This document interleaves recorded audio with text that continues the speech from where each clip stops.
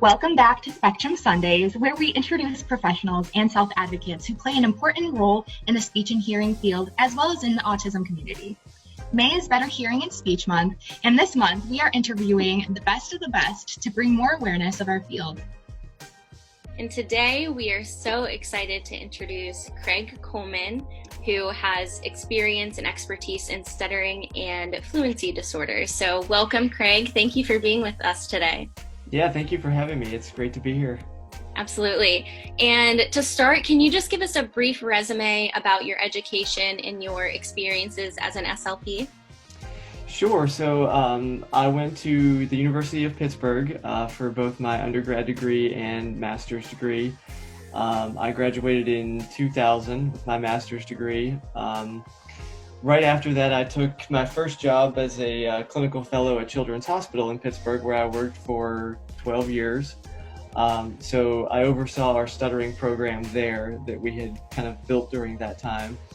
And then a little bit later during my time there, I started to also adjunct as a instructor at Indiana University of Pennsylvania and taught their stuttering grad class. So in 2012, I went to Marshall University in Huntington, West Virginia to be a full-time professor. And then just this past August, not October, I went to Edinboro University back to Pennsylvania to be the department chair there.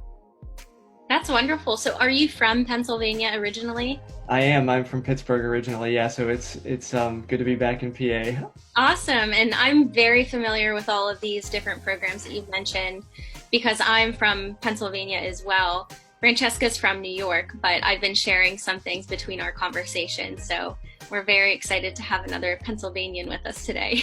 Yeah, the Keystone State is great. Yes, I agree. So we found out that you founded the Virtual Stuttering Center, which is a provider of teletherapy for people who stutter. So could you tell us a little bit more about what virtual therapy looks like for a person who stutters, and especially now in the current circumstances? Yeah, so this was actually something that I started to do right around the time that I made the transition from going from Children's Hospital to Marshall University. There's, as you know, I'm sure for autism, there's not a lot of specialists out there in speech language pathology for the various areas that we have, and certainly stuttering is one of those areas where there's not a lot of specialists. So as I went to make that move, I still had a lot of clients that wanted to continue to work with me, and so I kind of moved into doing teletherapy for the clients who I had still been seeing in Pennsylvania. And that, at the time in 2012, there weren't a lot of people doing that yet at this point because, we were pre-pandemic where everybody's doing teletherapy now.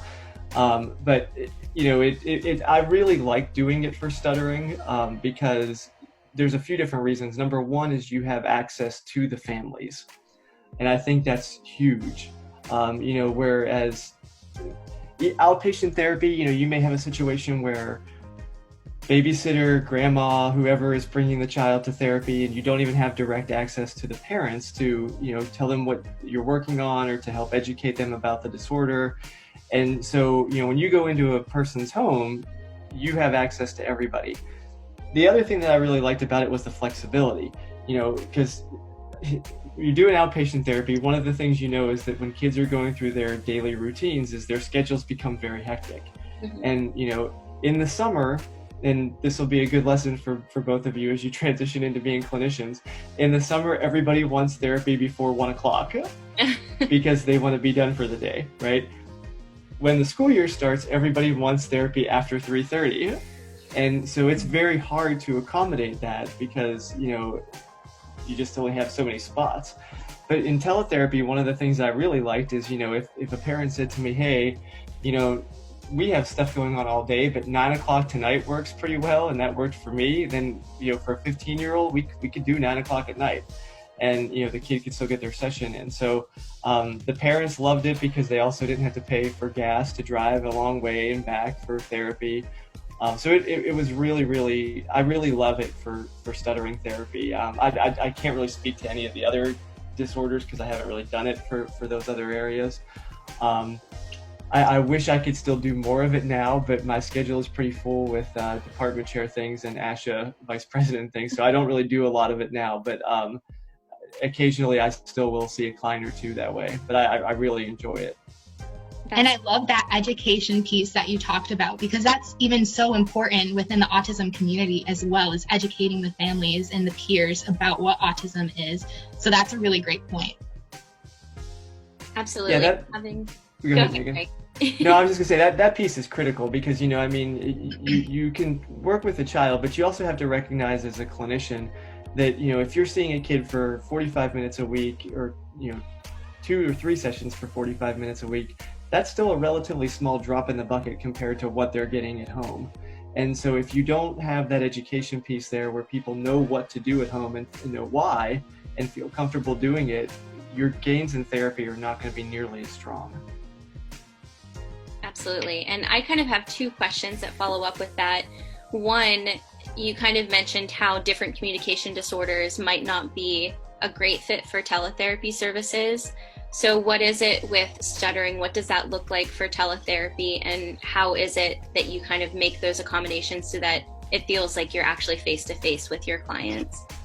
Yeah, that's a good question. So with stuttering, I think part of it is a large piece of what we do is counseling. So, it's a lot of conversational based therapy, even if you're working on strategies to, kind of work those into the conversation, but also to work on reactions to stuttering, how the child feels about it, kind of what their education level is about it themselves, how they react to bullying and teasing. All of that's very conducive to doing in a discussion-based format, because you're not doing a lot of things where you have to, work on specific tongue placement, or, have a child be in their face about doing certain things and oral motor tasks. But with stuttering, there's such a big counseling piece, and I think, you can. One of the nice things that I've seen with it is that you can be having a conversation with a child, who's maybe 10, 11 years old, and you get to a point where you say, this is a really important discussion that we're having here. Maybe it's about what's going on at school. Maybe it's about how other people are reacting to it. But you can say something like, hey, this is a really important discussion. Let's talk about it here for a minute. And then we're going to bring mom or dad into it as well, so that they can come on and hear what we're saying and talk about it too. So you just have so much better access that way to everybody. I'm so happy because I just finished up my fluency disorders course, and these are all the points that we hit. So it's very fresh in my mind, but it's also nice to talk about someone with an extensive background in this field, to know that it really does translate all these counseling pieces, and how important that even self-advocacy is, which is a question that Francesca has been interested to ask you about, the importance of self-advocacy. Francesca, do you want to take that away? Sure. So could you share a little bit more about the role that self-advocacy has, and especially in the treatment of stuttering, and whether you think that it's important for people with other communication disorders as well?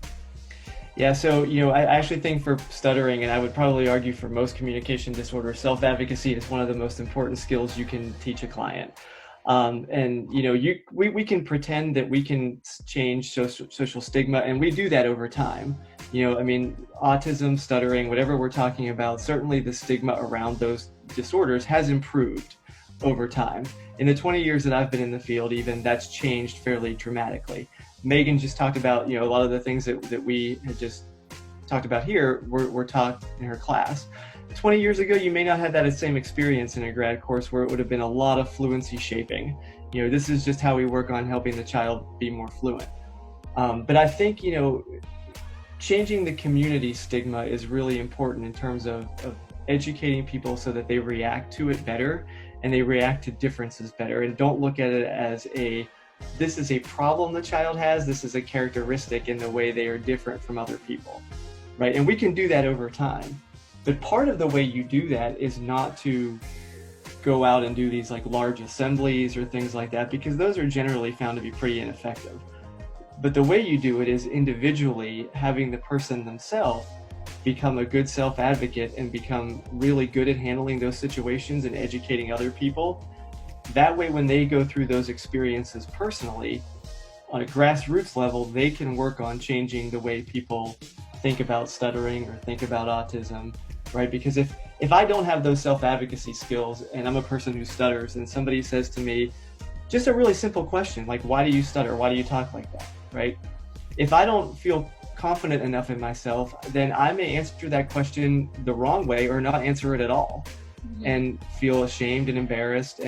But if somebody has kind of worked through that with me and talked about it and said, can give me a response that I can use, for example, somebody asks a kid that question and they say something even basic like, it's just the way that I talk. I trip over my words sometimes. It's just the way I'm made, and I don't do it on purpose, just part of who I am. If you can do that, that goes a really long way a lot of times. Number one, people will stop asking about it. And number two, the child feels really empowered in that situation to go out and change the perceptions themselves. Right, and that is so relatable to what Francesca and I advocate for. We are not people who have autism, so on their behalf, we try to advocate for their needs, but ultimately they're best advocate themselves because they know what they need and what their feelings and emotions are as they go through life. So kind of going off of that, a lot of your experience has been with stuttering. Have you had any personal or professional experiences with individuals on the spectrum? So the first couple of years of my career as a speech pathologist, I treated and assessed everything, in pediatrics. So yes, during that time, I did have some experience with it. It wasn't until I started doing stuttering therapy right away, but it wasn't until probably about year 3 or 4 that I started doing pretty much only stuttering therapy, as our program built pretty significantly. But one of the things that I will say is that you certainly see kids who have autism and stutter, and so I've had students a lot of the times who are interested in stuttering and will say things to me like, "Well, I want to do what you did and just do stuttering," and I say that's not really what I did. That's what I do now, but I really feel strongly that you need to have that base the first couple of years that you're out in being able to evaluate and treat within a large scope, so that when you work with those children later, who, even if you specialize in something, you can come back to what you know in those areas. And certainly working with kids with autism probably taught me a lot about, the importance of advocacy, because, at the time that was probably one of the biggest advocacy issues in our field. Back then we were looking at things like, I remember doing my comp case in grad school on a kid who had pervasive developmental disorder, PDD, and at the time he was being given the drug secretin, and I don't know if you've done any research on that, but back then in the late 90s, early 2000s, that was sort of this snake oil type of treatment that they try to sell people on, that if you just take this drug, you would see these huge gains. And at the time, I remember doing the research on it as it relates to my comp case, and there was just nothing good out there on it in terms of a research standpoint. And we had talked through that in the comp case, and then about 4 or 5 years later, it came out that there was a lot of controlled studies where it showed that it actually wasn't doing anything. But I do think having that base of working with a wide population is really important. Yeah, and kind of to share with our viewers, a lot of what we have to adhere to as speech pathologists in the future for us is to make sure that we're providing treatment that's evidence-based. So when Craig kind of mentions these different research studies that try to roll in or roll out the importance or the actual effects of these drugs and medications, that's kind of what he's referring to. So I'm glad that you brought that up, because I feel like that happens across all communication disorders. There's many myths behind proper treatment or what's easily accessible but not necessarily effective. So that's a really important point that I'm really glad you brought up. Well, I think the other side of that too is that, like autism, we've certainly seen in stuttering that people try to capitalize on parents' insecurities. The parent wants the child to get better, which all parents do. But there are people out there who will try to take advantage of that. Yeah. I remember in stuttering many years ago seeing an ad for a fluency enhancing device, and on the website they actually put on there the statement on the website was, if your child needed glasses, you wouldn't deny them the right to have glasses. If your child stutters, how could you possibly deny them the right to have this device? Well, glasses have a lot more of an evidence base, right? I mean, than some of these things that we're talking about do. So yeah, I think that's a really important point. Yeah, that's really powerful too, because it's really important to really be collaborating with professionals as parents who have children with different diagnoses, to be really in tune with what the professionals are saying, because they have read the research and know what is out there that's going to be working for their child. So earlier we talked a little bit about social media, and I want to go back to that. And what kind of role do you think that it can play in advocating for people with unique abilities? So social media, I've actually gotten to the point in my professional issues class in grad school where we actually have a whole day on social media. And the reason for that is because I think it can be a really powerful tool if it's used the right way, especially for advocacy like you do. But I also think that people can get trapped sometimes in social media.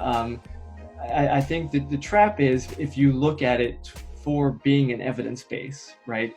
So like I've seen a lot of really powerful advocacy movements in social media that have gone really, really well, that people handle very appropriately. And I think, when you're looking for a way to disseminate good information and to get people to contact a legislator or to, support a certain type of intervention approach, or to, get more insurance coverage for things, that's a really powerful way to do it, because you can get people on your side quickly. I think the trap sometimes can be when people don't look at scientific research and then just start looking at like, oh, so-and-so posted this on Facebook, it must be true, right? That's something I do think that as students, people need to be really careful of now, because I think sometimes there's a tendency to just want to buy whatever you see, on social media and think it's accurate. But I think one of the best skills you can have is to be able to critically analyze what you're reading and do some research on it and say, this has some good evidence that suggests it's true, or this does not. And I don't want to continue that spread of that information.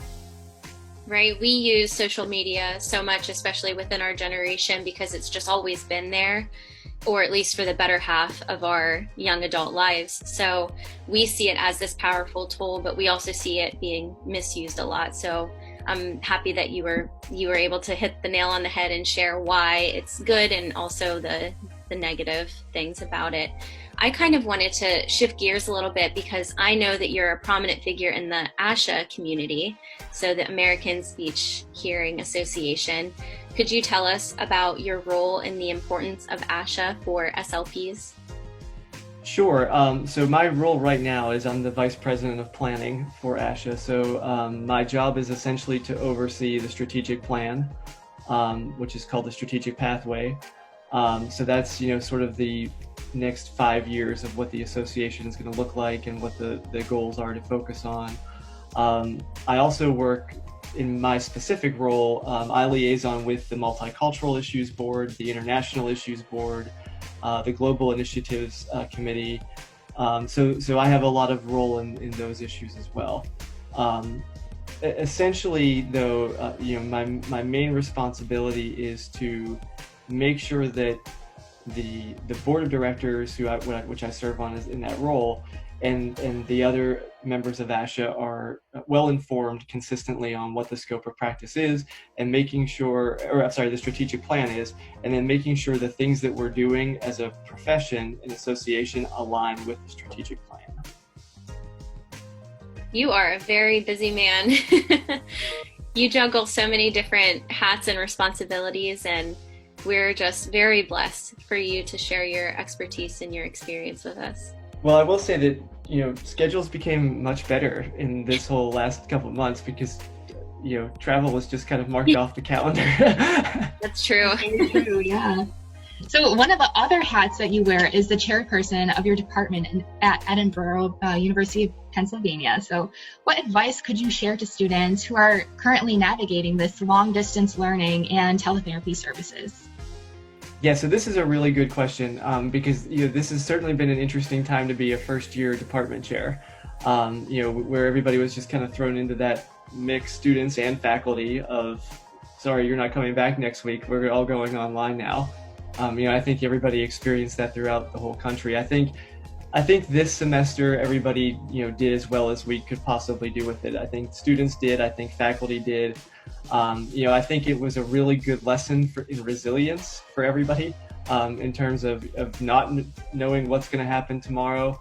And one of the things that I consistently try to do during this with our students was I would email them and update them, and we had group Zoom meetings pretty regularly. And I would always tell them, look, I'm going to tell you what I know right now as of 1 o'clock today, but by 1:30 today, this could change, and I might have to tell you something different. So just, keep that in mind as you're listening to it. So I think number one, it hopefully taught everybody the importance of good communication, because that was critical, and I think continues to be critical. Number two, I do think and hope it taught everybody the importance of flexibility and resilience, because you're going to need that as a clinician. Mm-hmm. And I've heard some students say, like, oh, I just don't know, I don't do well when I don't know what's going to happen next. And that's about what a clinician is like. You don't know what's going to happen next. So you have to kind of get used to that. But I also hope that it also taught us a little bit about how the importance of functioning as a team. And you have the faculty, you have the students, but I think good programs were really able to align that quickly and bring students and faculty together and function as a team much better. And I think that moving forward, that's something, even when we're not online anymore, I hope continues to happen. Right. In a way, it almost feels like we've become more connected, at least within my own program at the University of Missouri, because we decided to set aside a time each week to have a Zoom call with our whole class, or whoever was able to make it.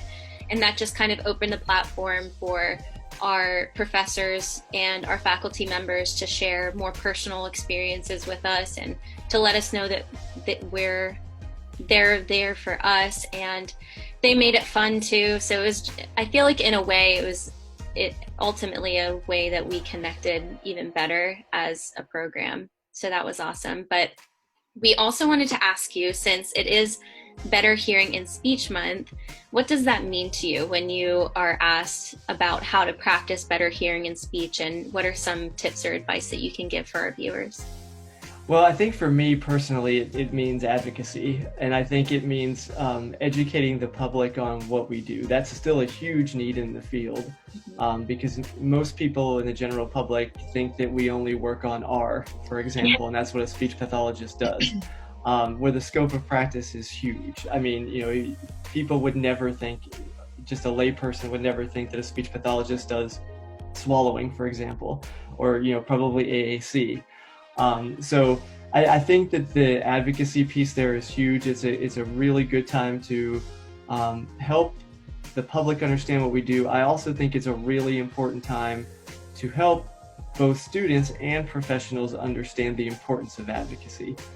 And as I always tell my students in professional issues, when I was in grad school, people looked at advocacy as something extra that you did, kind of this thought process. And I think this still rings true to some degree with the people who've been in the field a long time, is that there are, certain tasks that you do as part of your job.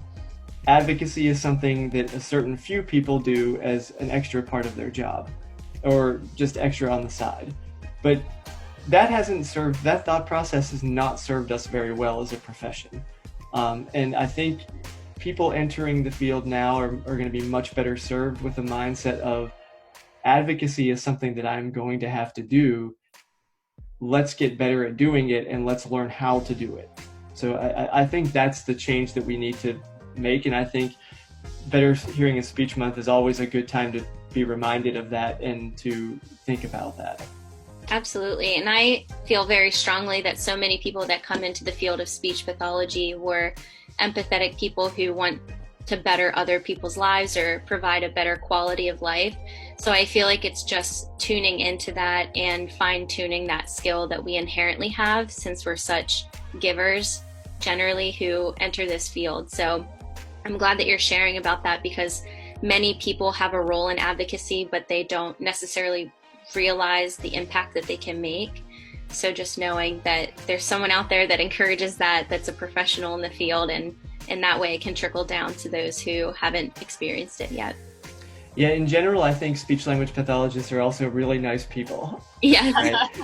And sometimes that gets in the way of advocacy, because sometimes, you know, you have to pick a side and you have to argue for something, and you have to, which might mean making some other side upset sometimes. And you have to be okay with that, though, sometimes, and just understanding that you're doing what you need to do for the profession, for the people you serve. I also thought it was ironic that this month the theme is communication at work, and you were saying how you and your students have learned a lot about communication at work with this current situation. So it was a little bit ironic when you said that as well. Sorry, go ahead. No. I was just going to say, I agree. I think it's, you know, that communication piece is something that even as speech language pathologists, I think sometimes, you know, we focus on what we can do to help people get better, but not necessarily always modeling the best interpersonal communication, maybe in the work settings at times. Right, and knowing our strengths and our challenges as communicators, not just with our clients, but like you said, with our colleagues and supervisors. Absolutely, yeah. So as we close up, we just wanted to know if you had any last thoughts that you would like to share with our viewers, either about stuttering, autism, or communication disorders. You know, so a couple of things maybe that I would just say is, as it relates to stuttering, early intervention is key. As I know it is in autism as well. You know, when you have somebody, a parent who is concerned, it's always best to refer them to get an evaluation to start the process and see, because usually parent concerns are accurate. So I think that's, you know, a key take-home message. I think another key take-home message with stuttering is just be accepting, be patient. You know, it's okay for people to stutter, and we need to send that message as a society pretty consistently, and not say that it's okay to stutter, but do whatever you can not to, which is sometimes what we do. So I think that's a key one. And just for a professional standpoint, I think, you know, it's just really important for people to be engaged, to be advocates for the profession, and to have an understanding of how legislation can affect you and the profession.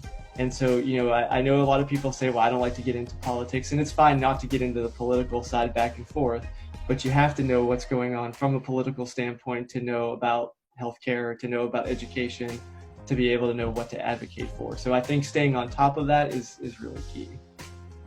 Thank you so much for sharing that. And as we're listening, I'm sure Francesca is kind of connecting the dots too, but the things that you share about advocacy and the politics side of it, and being an advocate within your field, but then also being accepting of someone who has differences in communication, that relates so much to what Francesca and I do for people on the autism spectrum, but also within our roles within the Miss America organization. So we're spokespeople for our organizations, and hopefully one day at the Miss America level, we'll have to kind of represent all people, but still know how to pick a side and side with that because it's the right thing, or the evidence-based thing, or, you know, whatever it may be. So we're so glad to have you, because I feel like our audience and our viewers will be able to really connect to so many different things, even though your expertise is in stuttering. So we are so happy that you have been able to be with us today. Thank you so much for coming. Yeah, I appreciate it. Thank you. It was great being on. Absolutely. Thank you everyone for watching. Thank you for tuning in to Spectrum Sundays. We will be back next Sunday at 1 o'clock, and we will be excited to share who our next guest is. Thank you everyone for tuning in.